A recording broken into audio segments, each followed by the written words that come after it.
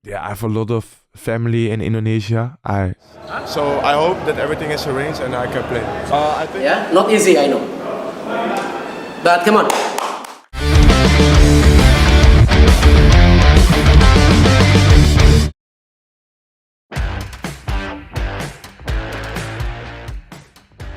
Kekalahan di Piala AFF sampai detik ini memang masih berbuntut panjang.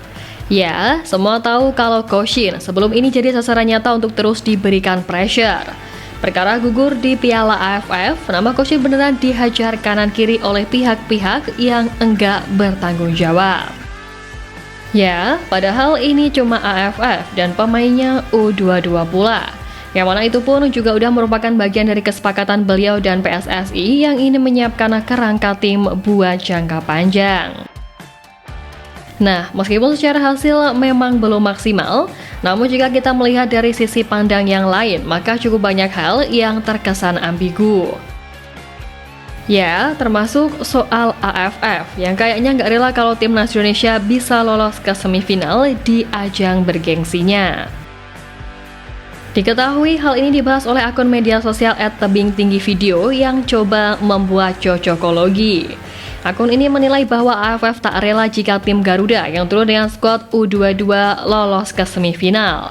Sebab jika timnas Indonesia U22 lolos, sama saja menurunkan level turnamen yang merupakan wadah bagi para pemain senior untuk unjuk gigi.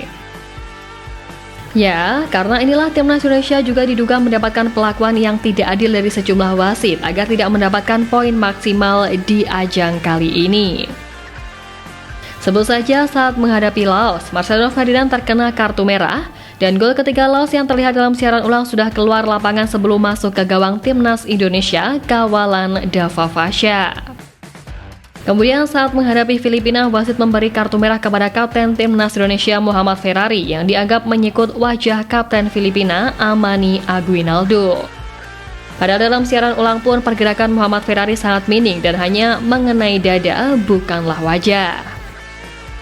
Satu lagi, wasit asal Jepang yang memimpin pertandingan juga memberikan hadiah penalti kepada Filipina karena Doni Tripamungkas dianggap melakukan handsball di kotak terlarang.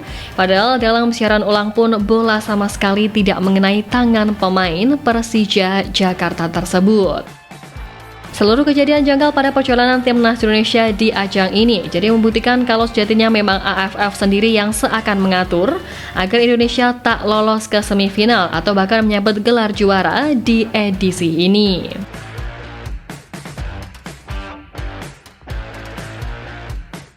Ya, tapi meski begitu cuek ajalah sama apapun perlakuan AFF. Karena ya perlu diingat, kalau level kita memang sekarang udah di atas tim-tim ASEAN saat ini. Makanya ya biasalah, iri, dengki, menyelimuti.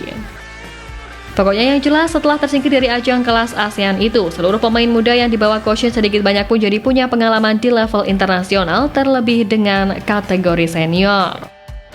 Ya, salah satu punggawa yakni Victor Detan juga mengaku sangat bangga karena akhirnya bisa menjalani debutnya bersama timnas Indonesia sebab momen inilah yang memang sudah dinanti-nanti. Dalam unggahan di akun Instagramnya, Detan mengaku senang, bersyukur dan bangga, serta tak lupa menyampaikan permohonan maafnya kepada seluruh supporter atas kegagalan timnas Indonesia dan ia pun berharap kedepannya skuad Garuda dapat meraih hasil yang lebih baik lagi. Ya, kebanggaan yang dirasakan oleh Victor Detan ini sejatinya juga senada dengan yang diungkapkan oleh seniornya yakni Tom Hai, di mana pemain dijuluki sebagai The Professor tersebut mengaku sangat bangga bisa berseragam merah putih. Mencatatkan caps perdananya pada bulan Maret lalu dengan berbekal pengalaman bermain di Eropa, Hai menjelma menjadi jenderal lapangan tengah Indonesia yang selalu diandalkan Koshin. Ya, tak hanya bangga berseragam merah putih, ia juga mengaku bahwa momen saat menyanyikan lagu Indonesia Raya adalah yang paling berkesan di setiap pertandingan. Bahkan baginya ini adalah tanda untuk bisa memberikan segalanya untuk tim nasional. Nah, untuk saat ini Tom Hai mengungkap bahwa ia tak terlalu memikirkan beban yang datang dari para penggemar soal nasib mereka di babak kualifikasi Piala Dunia. Meski begitu, ia pun tetap bertekad untuk membantu tim Merah Putih meraih mimpi tinggi, di mana harapannya timnas Indonesia bisa mendapatkan tiket menuju Piala Dunia baik itu lolos secara langsung dari putaran ketiga saat ini, atau melalui putaran keempat mendatang. Saya sangat bangga bisa bermain untuk tim nasional. Saya juga tidak memikirkannya, jadi kami sekarang berjuang untuk Piala Dunia. Tapi secara umum, bermain untuk timnas sungguh luar biasa.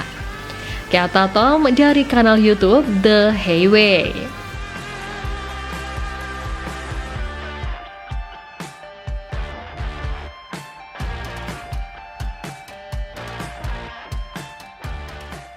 Ya, apa yang diungkapkan oleh Tom Hai mengenai kebanggaannya itu pun sedikit banyak juga menjadi sorotan media-media luar, terutama dari Belanda, yang ikut menyoroti kiprahnya kala memperkuat tim Garuda. Terbaru ini, Tom Hai membantu timnya Almer City berhasil meraih kemenangan atas Heerenveen dengan skor 3-0 pada laga lanjutan Eredivisie di Stadion Janmar pada Minggu 22 Desember kemarin. Kemenangan atas Heerenveen ini dinilai sangat spesial karena tepat terjadi setelah Almer City resmi memecat sang pelatih Hedwiges Maduro. Melihat itu, legenda Belanda Ronald de Boer memberikan pujian kepada Tom Hai atas kontribusinya terhadap kemenangan luar biasa Almer City, di mana menurutnya Tom Hai menjadi berkah bagi Almer City sebab pemain andalan timnas itu merupakan salah satu pemain terbaik yang dimiliki Almer City dan selalu memberikan kontribusi. Apalagi menariknya, kemenangan ini juga membangkitkan asa Almer City untuk lolos dari jerat degradasi, di mana saat ini Almer City masih berada di peringkat ke-17 dengan 9 poin, hasil dari 2 kemenangan, 3 kali imbang dan juga 12 kekalahan.